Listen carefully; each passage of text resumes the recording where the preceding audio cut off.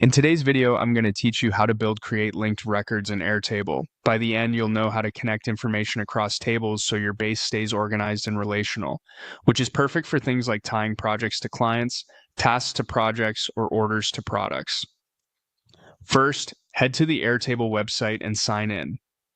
Once you're in, open the app or base where you want to set this up. Make sure you're looking at the table where you want the new linked field to live. This is the table that will point to another table's records.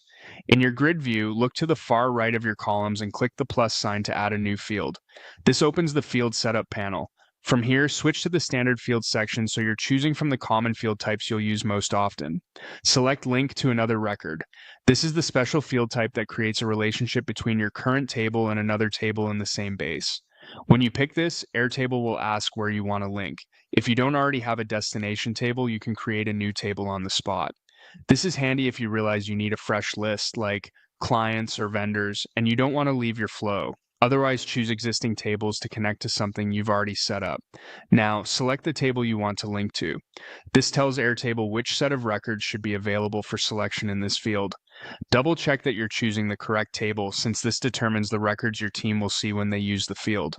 Click Create to add the linked record field to your table. You'll now see the new column in your grid. To use it, click into a cell in that new column. A picker will open where you can search and choose a record from the linked table. This makes it easy to find exactly what you need, even in large tables. If your workflow calls for it, you can select multiple related records, and Airtable will display each selection neatly within the same cell. When you found the right record, click Add to confirm the link. You'll see the linked name appear immediately, and Airtable will also create a mirrored field on the other table so you can navigate relationships from either side.